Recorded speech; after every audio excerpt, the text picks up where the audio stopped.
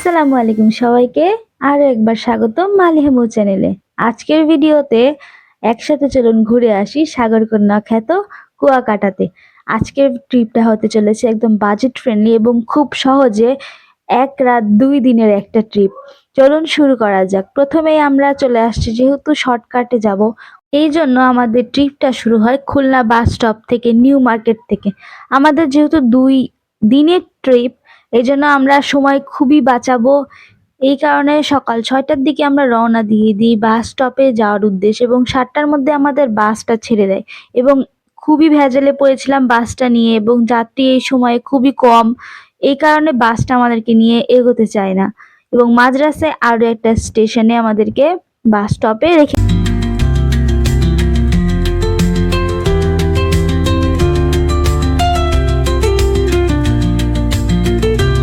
যেহেতু এবারের ট্রিপটা আমাদের খুব কম সময়ের মধ্যে হতে চলেছে, যেখানে আমাদের 6 ঘন্টার মধ্যে পৌঁছায় যাওয়ার কথা ছিল, 1 ঘন্টা বেশি লেগেছে সেখানে আমাদের, এবং প্রায় পৌঁছাতে পৌঁছাতে কুয়াকাটা আমাদের 7 ঘন্টা সময় লেগে গেছে। তাও আলহামদুলিল্লাহ এখন আমরা চলে এসেছি কুয়াকাটা বাস স্ট্যান্ডে, এবং বাস স্ট্যান্ড থেকে হোটেলে যাওয়ার জন্য আমরা একটা ভ্যান নিয়ে নিয়েছি।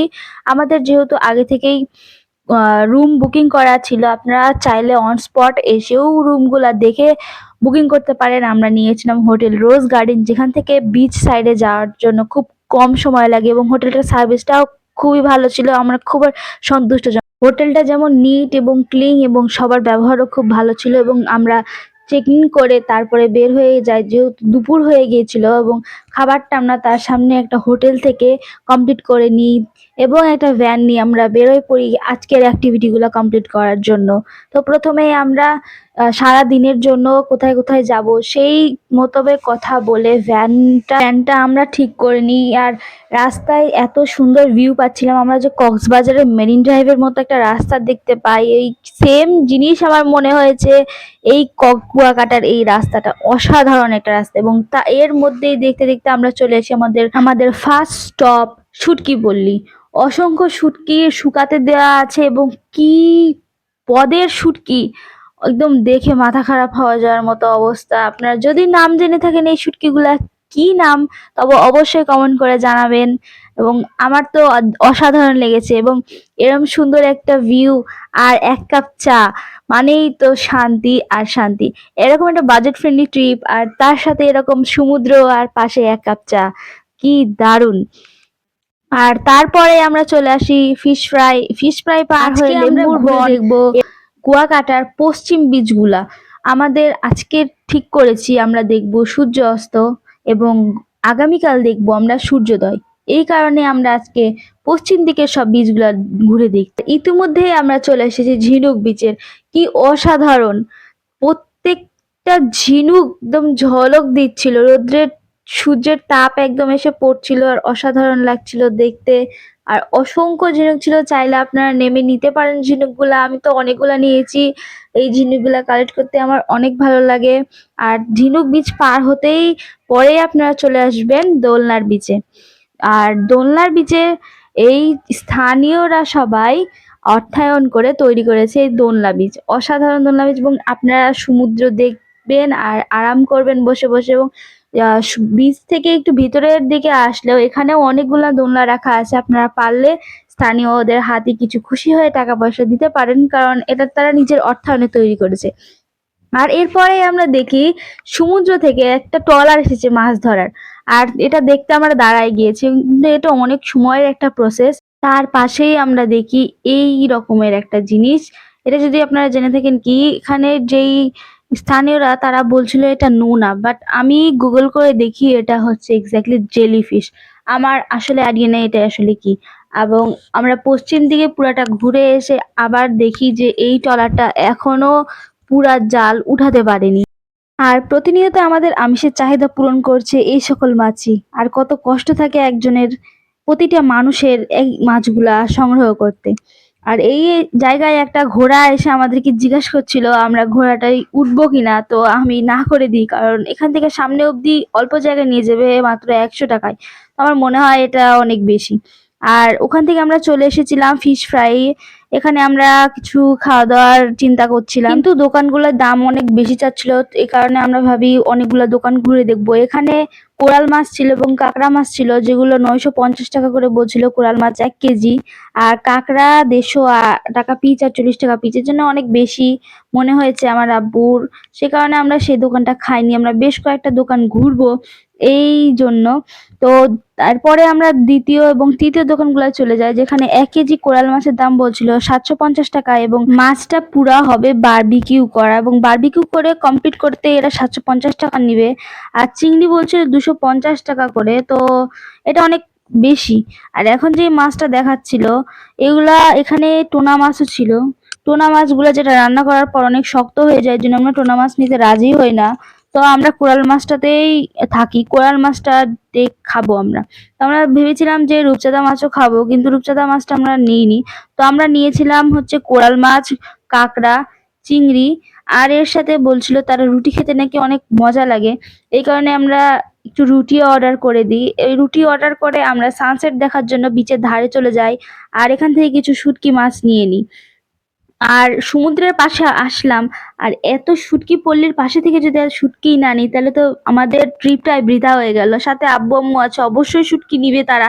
এই জন্য আমরা একটা শুটকি দোকানে চলে আসছি, আর ওখানে কিন্তু আমাদের বারবিকিউটা হচ্ছিল, মাছ যেগুলো আমরা অর্ডার দিয়ে আসছিলাম।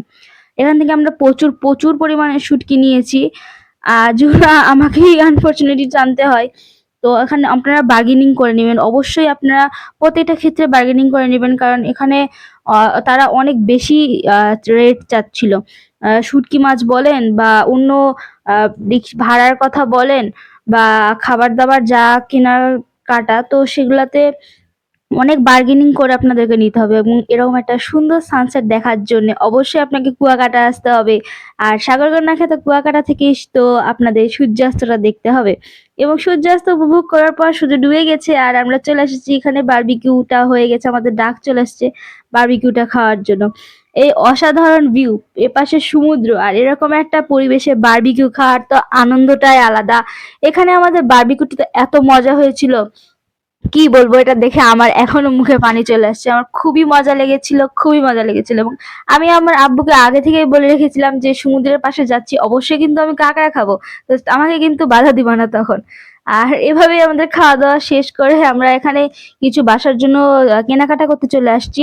এখানে আপনারা শুটকি পল্লীর এখানে অনেক দোকানপাট পাবেন কেনাকাটার জন্য। তো আমি এখান থেকে ব্রেসলেট নিয়েছি, আরো অনেক কিছু নিয়েছি আমাদের বাসার বাচ্চা কাচ্চাগুলোর জন্য। তো আপনারা এখান থেকে নিতে পারেন। আর আমরা অনেকে কিন্তু আচার নেওয়ার একটা রীতি আছে আমাদের, কেউ কুয়াকাটা অথবা কক্সবাজারের মতো জায়গাগুলোতে গেলে এরকম অনেক ধরনের আচার নিয়ে যায়, তো আমরাও নিয়েছি, আপনারা নিতে পারেন। আর এটা আমাদের রুম, হোটেল রোজ গার্ডেনে আমরা ছিলাম। এখানের সার্ভিসটা অনেক ভালো ছিল, আপনাদেরকে আমি এটা আগেই জানিয়েছি। এখানে আমাদের ডাবল বেডের একটা রুম ছিল, যেটা আমি, আব্বু, আম্মু, আমরা তিনজনে গেছিলাম। আর এটা হচ্ছে হচ্ছে ওয়াশরুমটা, যেটা অনেক নিট অ্যান্ড ক্লিন ছিল। আপনারা এরকম দেখে শুনে নিতে পারেন, খুব ভালো সার্ভিস। পরে আমরা বের হয়ে চলে এসেছি, যেহেতু আমাদের 1 রাত 2 দিনের ট্রিপ, আমাদেরকে অবশ্যই আগামীকাল বের হয়ে যেতে হবে। এজন্য আমরা এখানে চলে এসেছি বিআরটিসি টিকিট কাউন্টারে, আবারও একটা একদম দুর্ধর্ষ অভিজ্ঞতার পরেও। তারপরেও কিছু করার নেই, আমাদেরকে যেতে হবে। এখানে আমাদের স্থানীয়দেরকে জিজ্ঞেস কোন করেছিলাম রেস্টুরেন্টে গেলে আমরা ভালো খাবার পাবো, আর তারপরে তারা আমাদেরকে এই রেস্টুরেন্টে সাজেস্ট করে, যেখানে আমরা বালতিতে ডাল খেতে চলে এসেছি। যদিও খাবারগুলো আলহামদুলিল্লাহ অনেক মজা ছিল। ডে 2 অ্যাক্টিভিটির জন্য আমরা ভোর 4টায় রওনা দিয়ে দিই সূর্যাস্ত দেখার উদ্দেশ্যে রওনা দেওয়ার জন্য। আর এত কনকনে শীত ছিল, আমি সোয়েটার পরেছি, তাও আমার শীত যেন মানছিল না। আর পুরা শুনশান, কোনো গেস্ট বা কোনো টুরিস্ট নাই চারিদিকে। আমাদের তো ভয় লেগে গেছিল এক পর্যায়ে, কিন্তু কুয়াকাটা পুরা সেফ, ভয় করার কোনো কারণ নাই। এবং যে দেখি আমরা ফার্স্ট যারা পৌঁছেছি, কিছুক্ষণ দাঁড়ানোর পরে 1টা 2টা টুরিস্ট আসছিল, কিন্তু তাও সন্তোষজনক না। এখানে স্থানীয়রা বলছিল আজকে তো আপনারা সূর্য ভাগে বেশি পাবেন। এটা খুব ফানি ছিল। আপনারা চাইলে পাশের দোকানগুলো থেকে কিছু খেয়ে নিতে পারেন, কারণ অনেক সকালে রওনা দিয়ে আসতে হয়। আর আপনাদেরকে জানিয়ে রাখি, আমরা সূর্যাস্ত দেখার জন্য গঙ্গামতী বিচে এসেছিলাম। আর এখান থেকে সকাল সকাল 1 কাপ কফি নিয়ে কফি খাই আর সমুদ্র উপভোগ করি। আর এরপরে অনেকক্ষণ অপেক্ষা করার পরেই সূর্যি মামা দেখা দেয়। মোটামুটি টুরিস্টের আনাগোনাও শুরু হয়েছে। আর কুয়াকাটা এসেছি সূর্যের সাথে যদি ছবি না তুলি তাহলে বিষয়টা কেমন হয় না? এ কারণে আমরা একটা ক্যামেরাম্যান ঠিক করে নিয়েছি, ৩ জন আছি, আমাদের ছবি তুলে দিবে এবং অনেক মানে মোটামুটি ভিড় হয়েছিল। আর তারা সকলে ছবি তুলছিল সূর্যের সাথে। কি সুন্দর একটা গোল্ডেন টাইম আমার মনে হয় এটা। অসাধারণ, অসাধারণ। গতকাল আমাদের টিকিট কনফার্ম করে রেখেছি, বাসায় ফিরে যাব আজকেই। তো আজকের দিনের মধ্যে আমাদেরকে এই পূর্ব দিকের সবকিছু কভার করতে হবে। প্রথমেই আমরা গঙ্গামতী বিচে চলে এসেছি সূর্যোদয় দেখার জন্য। আর এরপরে আমরা চলে যাব আমাদের নেক্সট প্লেসগুলো ভিজিট করার জন্য। আপনাদেরকে আমি জানিয়ে রাখি, বিআরটিসির এসি সিটগুলা জনপ্রতি ভাড়া নিবে খুলনা থেকে কুয়াকাটা পর্যন্ত ১২০০ টাকা করে। আমি যেহেতু রাস্তা ভাগ ভাগ করে এসেছি, আমি ট্রেনে করে রাজশাহী থেকে খুলনা এসেছি এবং খুলনা থেকে বাসে করে আমি কুয়াকাটা গিয়েছে, সেহেতু আমার জার্নিটা অনেক শর্টকাট হয়ে গেছে। আমি থাকি রাজশাহীতে। আপনারা যদি রাজশাহী থেকে খুলনা অব্দি রেল যোগে জার্নিটা দেখতে চান, আমার ডেসক্রিপশন বক্সে আমি লিঙ্কটা দেখে রাখবো। খুব সহজে আপনারা কিভাবে রাজশাহী থেকে খুলনা আসতে পারেন সম্পূর্ণ ভ্রমণ গাইড দেওয়া আছে। আর আজকের ট্রিপটা অসাধারণ। পায়ে গাছগুলা বেঁধে যাচ্ছিল, নিচে যে ছোট ছোট গাছগুলা দেখতে পাচ্ছেন ওগুলা প্রত্যেকটা যখন ভ্যান এগিয়ে যাচ্ছিল আমার পায়ের সাথে বাড়ি খাচ্ছিল। শেষ পর্যন্ত আমি না পেরে পাটা আমাকে সবাই বলেছে অবশ্যই কাউয়াচরে যাওয়ার কথা, মানে লাল কাঁকড়া দেখার কথা। তো আমি অনেক জেদ করেছি যে আমাকে কাউয়াচরে নিয়েই যেতে হবে, কারণ আমি লাল কাঁকড়া দেখবো। আমাকে যখন আমি সবাইকে বলি যে আমি কুয়াকাটা যাবো, তো আমাকে প্রত্যেকটি বলেছিল অবশ্যই তুমি লাল কাঁকড়া দেখতে যেও। তো অনেকটা পথ পেরোনোর পরে আমরা প্রায় আধা ঘন্টা রাস্তা ছিল, আমরা কাউয়াচরে চলে আসি। যেহেতু আমরা ভোর ৪টায় রওনা দিয়েছিলাম, আমরা সকালে কিছু খেয়ে আসিনি। এখানে এসে আপনারা অনেক হোটেল দেখতে পাবেন খাওয়া দাওয়ার জন্য। মানে আমরা সকালের নাস্তাটা এখান থেকে সেই হোটেলটা থেকেই আমরা সকালের নাস্তাটা সেরে নিই, খিচুড়ি আর তার সাথে ভুনা ইলিশ মাছ। এখানে অনেকগুলা ইলিশ রাখা দেখলেন আপনারা আগেই টেবিলে। তো ওখান টেবিলে আপনারা পছন্দ মতো আপনারা বার্গেনিং করে নিয়ে নিতে পারেন। আপনার সামনে একদম লাইভ রান্না করে, মানে পুরা ভুনা করার প্রসেসটা আপনাদের সামনেই হবে সেটা। তো আমাদের সকালের খাওয়া দাওয়া সেরে আমরা চলে এসেছি কাউয়াচরে। এখানে বাইক রাইডাররা আছে, আপনারা পুরা বিচটা বাইকে করে ঘুরে দেখতে পারেন। কিন্তু যেহেতু আমরা আগে থেকে ভ্যান ভাড়া করে রেখেছিলাম, তো আমরা ভ্যানে করে ঘুরবো এবং ওখান থেকে এই পুরা বিচ এই সমুদ্র পর্যন্ত হেঁটে এসেছি আমরা শুধুমাত্র লাল কাঁকড়া দেখার জন্য। কিন্তু দুর্ভাগ্যবশত দুই একটা কাঁকড়া দেখা মিলা ছাড়া আর আমরা ঠিকমতো লাল কাঁকড়া দেখতেই পারিনি। আমাদের এই ভাইয়া বলেছিল যখন সূর্যের তাপ হবে তখন কাঁকড়াগুলো ঠিক মতো দেখা যাবে, কিন্তু সূর্যের তাপ থাকার পরেও আমরা দুই একটা কাঁকড়া দেখতে পেয়েছি চোখে, কিন্তু ক্যামেরায় ধরতে পারিনি যেহেতু ক্যামেরাটা আমার সেরকম একটা ভালো না। আমি তো দুই একটা লাল কাঁকড়া দেখতে পেয়েছি, কিন্তু আপনি যদি লাল কাঁকড়া দেখতে চান অবশ্যই কাওয়াচরে আসবেন, আপনারা নিশ্চয়ই দেখতে পাবেন। আমার তো মনে হয় এই জায়গাটার নাম কাওয়াচর না রেখে জেলিফিশ বিচ রেখে দেওয়া দরকার, কারণ এখানে এত এত জেলিফিশ পড়েছিল, এটা সত্যি অকল্পনীয়। পুরা বিচটা ভরা ছিল জাস্ট জেলিফিশ আর জেলিফিশ। যদিও আমি অনেকবার জিজ্ঞেস করেছি এগুলোর নাম কি, স্থানীয়রা বারবারই আমাকে বলেছে এগুলোর নাম নোনা ফিশ, কিন্তু আমি আগেও আপনাদেরকে বলেছি আমি গুগল করে দেখেছি এগুলার নাম জেলিফিশ। আপনারা যদি এই কনফিউশন আমার দূর করতে পারেন অবশ্যই আমাকে কমেন্ট করে জানান। এই যে এটা লাল কাঁকড়া আপনাদেরকে দেখাই দিলাম, দুর্ভাগ্যবশত এটি মরে গিয়েছিল, নতবা কখনোই সম্ভব ছিল না এরকম একটা কাঁকড়া কাছে থেকে দেখানোর জন্য। আর অবশ্যই আপনারা সমুদ্রের সাথে এরকম একটা ডাব খাওয়া মিস করবেন না। গতকাল আমাদের শুটকি মাছ নিয়ে হয়নি, আমাদেরকে আরো শুটকি মাছ প্রয়োজন ছিল, এই কারণে আমরা পুরোপুরি আড়তে চলে এসেছি শুটকি মাছ নেওয়ার জন্য। এখান থেকে আমরা অনেক পদের শুটকি মাছ নিয়েছিলাম। আপনারা যদি এই শুটকিগুলোর নাম জেনে থাকেন অবশ্যই কমেন্ট করে জানাবেন।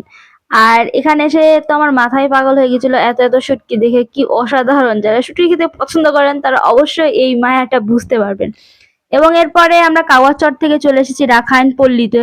এখানে টেম্পল ছিল, তো আমার খুব একটা আগ্রহ ছিল না এখানে যাওয়ার। এটা একটা খ্রিস্টানদের মন্দির না কি বলে এক্স্যাক্টলি আমার ধারণা নেই। আর এখানে একটা মিষ্টি পানির কুয়া ছিল। তো জনপ্রতি ১০ টাকা করে এর ভিতরে আপনারা অ্যাডভেঞ্চার করতে পারেন। আর এরপরে আমরা রাখাইন পল্লীতে প্রবেশ করে ফেলি। এখানে অনেক অনেক দোকান আছে, আপনারা এখান থেকেও আপনাদের প্রিয়জনদের জন্য কেনাকাটা করতে পারেন। আমি এখান থেকে রাখাইনদের তৈরি কিছু জামা নিয়েছিলাম, আমার অনেক পছন্দ হয়েছে তো আমি জাস্ট কিনে নিয়েছি। আর আজকেই আমাদের চলে যাওয়া যা লাগবে। পেরেছি তো আমাদের কেনাকাটা সম্পূর্ণ করার চেষ্টা করেছি এবং প্রত্যেকটি স্পট ভ্রমণ করে দেখার চেষ্টা করেছি। এখন চলে এসেছি আমরা যেই কুয়াকাটার কুয়া থেকে তৈরি হয়েছিল কুয়াকাটার নাম। আর এখানে অনেক বছরের পুরনো একটা জাহাজ এর রাখা ঠিক আছে। পাশেই কুয়াটা আছে, 10 টাকা এন্ট্রি ফি দিয়ে আপনারা কুয়াটা দেখে আসতে পারেন। কুয়াকাটা ফটোগ্রাফার সমিতির একটা নিয়ম আছে, বিচে ছবি তুলবে কিন্তু সংগ্রহ করবে স্টুডিও থেকে। কি অদ্ভুত একটা বিষয়!